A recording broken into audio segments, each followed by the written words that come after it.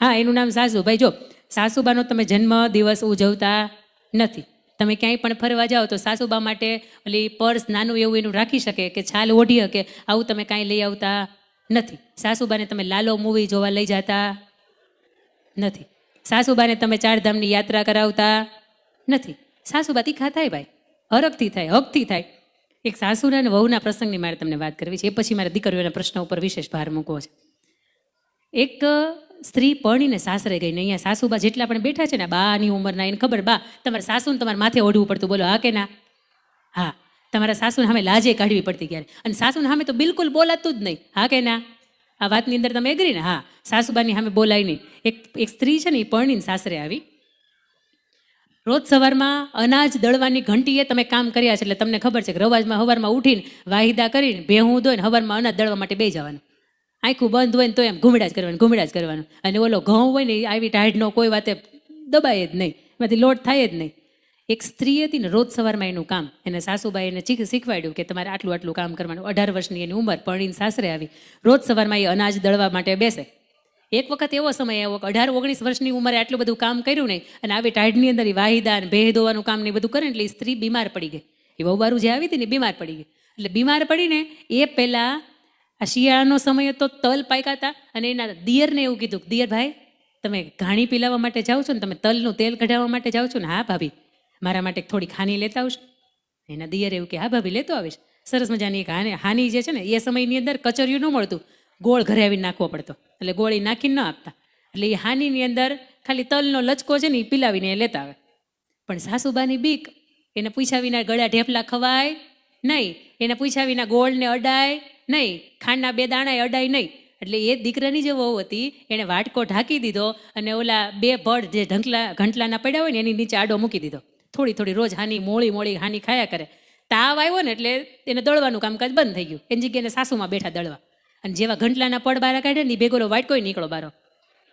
અને જોયું, અરે મારા દીકરાની વહુ કે એટલી બધી ભૂખ લાગતી હશે, પણ મને કાંઈ કહી નહીં શકતી હોય, પણ ચાખવા તો દે ને, ગોળ નાખ્યો છે કે નહીં? પૂછા વગરને નોખાતો નહોતો. એટલે બારો કાઢ્યો, જોયું તો કે અરે મોળી છે. મારા દીકરાની વહુને મારાથી આટલી બધી ડર લાગતો હશે. સાસુબા ઊભા થયા, ટેકો દઈને જય શ્રી રામ બોલીને રહોડાની અંદર ગયા, થોડો ગોળ નાખ્યો, થોડું ઘી નાખ્યું, સરસ મજાનો એની અંદર ટોપરાનું ચૂર્ણ નાખીને બરાબર હલાવીને ઢાંકીને મૂકી દીધો. 4-5 દી થઈ ગયા, વહુને સારું થઈ ગયું. એટલે વહુનો વરી પાછી વારો આવ્યો દળવા માટે. અને વહુ દળવા બેઠી ને તો યાદ આવી, ઓલી શારદીથી હાની નથી ખાધી ને, કે હબ ખાવા દો. વાટકો જેવો બારો કાઢ્યો, જુએ છે તો ઉપરથી સફેદ કલરનો દેખાય છે, આ વાટી નથી ગઈ ને. જુએ છે, ખૂંગે છે, હારો કંઈક સુગંધ આવે છે, ચાખે છે ને, એટલે અંદરથી આંખમાંથી દળદડ આહુડા વયા છે કે મારા સાસુબા તો એટલા હારા છે. પણ હું એને પૂછ્યા વિના કાંઈ કરી ન શકું. પણ મારા સાસુબાએ ગોળ નાખી દીધો, ઘી નાખી દીધું, ટોપરાનું છીણ નાખી દીધું. આવા હારા સાસુબા કોઈને મળે નહીં. પણ અત્યાર સુધી મને આમ જે સાસુબાનો ડર હતો ને, આજથી થોડોક ઈ વયો ગયો. આ વાત બંનેની વચ્ચે ચૂપ થઈ જાય, કોઈ વાતનો ઉલ્લેખ નથી થતો. વર્ષો પછી એ જે પરણીને વહુ આવ્યું હોય ને, એની ઘરે એક નવી વહુ આવે, અને ઓલા જે સાસુબા હોય ને, હવે પર સાસુ થઈ જાય. અને નવી વહુ જ્યારે આંગણે આવે ને, ત્યારે ઓલા સાસુબા પર સાસુબા હોય ને, એ સાસુબાને પૂછે કે નવી વહુ એમ તો કઈ આગરી છે, કઈ ડાઈ છે, હોશિયાર છે, નમણી નાજુક ને બહુ સારી છે, દેખાવે બધા બહુ વખાણ કરે છે, પણ આમ કેવી છે તું, એ તો કે. અને તે દિવસે ઓલી વચ્ચેનું જે પાત્ર હતું, જે સાસુબા બની ગયા ને હવે, એ એવું કે થોડીક મોળી છે. અને ઓલા પર સાસુ હતા ને, એને બહુ મજાની વાત કરી કે ઓલો વર્ષો પહેલા ઓલા મેં હાનીમાં જેમ ગોળ નાખીને બરાબરની ગળી કરી નાખી હતી ને, એમ તું થોડોક એના જીવનની અંદર ગોળ નાખી દે ને, એને ગળી કરી નાખ ને. આવનારું પાત્ર આપણી અટક લાગી ગઈ, એની પાછળ આપણા છોકરાનું નામ લાગી ગયું, અને હવે સંતાન કે વારસદાર આપશે ને, તો એની પાછળ આપણા સંતાનનું કે આપણા દીકરાનું નામ લાગવાનું. ભલા માણસ એ થોડીક મોળી હોય, પણ એના ગળા કરવાની જવાબદારી કોની છે? હા હું તરીકે આપણી છો. બીજી વાત કે એના ગર્ભની અંદર પહેલી દીકરી તમને આવે ને, તો તમે હરખથી એમ કહો, હા લક્ષ્મી આવી, લક્ષ્મી એમાં નિયાણી આવી. પણ આજે સમાજની અંદર બીજી દીકરી આવે, ત્રીજી દીકરી આવે, તો મને એમ થાય કે તમારું મોઢું કેમ બગડે? કચ્છ કડવા પટેલ સમાજ એક જ વિશ્વની અંદર, મેં આ દ્રષ્ટિએ 32 વર્ષના સમયગાળાની અંદર એક જોયો છે કે દીકરીને જે માન જે સમાજની અંદર આપવામાં આવે છે, એમાંથી સર્વોચ્ચ જો કોઈ નિયાણીઓને સન્માન મળતું હોય તો એ આ ધરતીનો સમાજ છે. અને આ કેટલાય સમયના એનાલિસિસ પછી કહી શકાય. તમને સારું લાગે એટલા માટે બિલકુલ નહીં. હું સૌરાષ્ટ્ર પટેલ સમાજમાંથી આવું છું, ત્યાં દીકરીઓને આવા સન્માન નથી, અને ત્યાં પ્રશ્નો ઘણા બધા એટલા માટે બનતાય હશે. અહીંયા દીકરીઓને આટલા વાલથી આટલા હેતથી, અને દીકરીઓને તમે મા બાપ થઈને તમે પગે નથી લાગવા દેતા, પણ તમે મા બાપ થઈને દીકરીઓના ચરણને સ્પર્શને વંદન કરો છો સાહેબ. આ વંદનની વાત છે ને આખા વિશ્વએ નોંધ લીધા જેવી વાત છે કે તમારા ઘરને આંગણે જે લક્ષ્મી થઈને આવી છે ને એ ખરા અર્થની અંદર લક્ષ્મી છે, એટલા માટે તમે એને નમો છો. અને આવી ઘરની આંગણે લક્ષ્મી હોય ને અને એને મા બાપ નમતા હોય એટલે એની કેટલી જવાબદારી વધી જાય, એની મારે તમને ઘરની ત્રીજી દિવાલમાં તમને વાત કરવી છે. પણ વાત અત્યારે હું પત્ની તરીકેની કરું છું કે પત્ની તરીકે તમારી ઉપર કોઈ આંગળી ચીંધીને ન જાય. પત્ની તરીકે સાસુબાની સેવા થાય એટલી કરી લેવાય. પત્ની તરીકે કદાચ સાસુબાના પગ દબાવવા હોય ને તો એના પગ દબાવતી વખતે રાજીપો વ્યક્ત કરાય. એ સાસુબા બીજે દિવસે ઉઠે ને તો સરસ મજાના હાલવા મળે ને બીજા 5 ને એવું કે ગઈકાલે મારા વવે મને પગ દાબી દીધા હતા ને એટલે સારું છે. ક્યાંક ફરવા ગયા હોય ને બેન તો 500 રૂપિયાની હાડી લેતું હોવાય, 200-500 રૂપિયાની શાલ લેતું હોવાય. એ સાસુબા ઓઢીને એમાં કાણા પડી જાય ને તો એમ કે અમારી દીકરાની વહુ ગઈ હતી ને જાત્રા કરવા, એ લેતી આવી. 5-15 દિવસનું વેકેશન કદાચ ન મળે તો હાલે, પણ સાસુબાને એક વખત હાથ પકડીને ક્યારેક દ્વારકા તો લઈ જાજો. કેટલાય મંદિર એવા છે કે સાસુબાઈ કી જિંદગી વહી ગઈ ને તો એની જ્ઞાન નથી, ક્યારેક તમે લઈ જાજો, એને રાજીપો થાય અને એને એમ થાય કે નહીં મારી દીકરાની વહુ મળી ને તો આમ નગારું મારે ને તો વાગે ને એવી છે.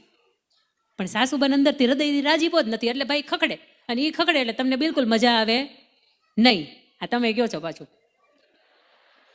પણ ઘરની બીજી દિવાલ તરીકે એક સ્ત્રી પાત્ર તરીકે જે ઘરની તમારી માથે જવાબદારી છે. બીજી વાત મારે જાહેર મંચ પરથી એ કહેવી છે કે ઘરનો પુરુષ ઘરને આંગણે આવે, સાંજે થાયકો પાયકો હોય, એક પણ જાતની એને ફરિયાદ ન કરતા ખાલી ટાઢો પાણીનો ગ્લાસ ભરી દો ને તો દુનિયામાં મોટી મહાનમાં મહાન સેવા તમારી છે.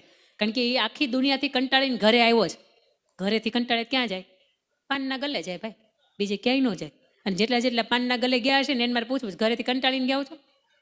હા નહીં પાડો, તમે નહીં પાડો, હા અહીં પડાય નહીં, નકર તો ઘરે આવી બને.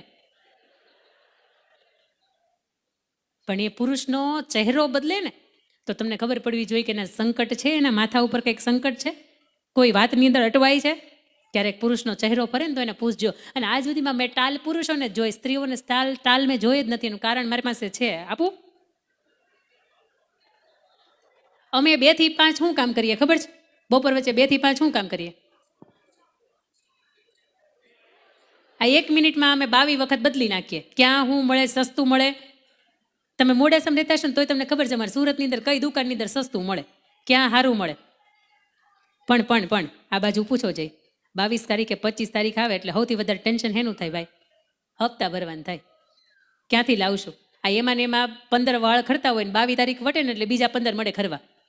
કારણ કે આપણા લગ્ન નહોતા થયા ને, આ ભાઈઓ માટેની છે, ત્યારે એને ઓલો સ્પ્રે છાંટવો ગમતો હતો, એને ઓલો સરસ મજાનો બેલ્ટ લગાવવો ગમતો હતો, એને ઈન કરવું ગમતું હતું, એને બાબરી પાડીને સરસ મજાનું ઓલું જેલ લગાવીને વાળ ઊભા રાખવા સ્પાઈસ કટ એને ગમતા હતા.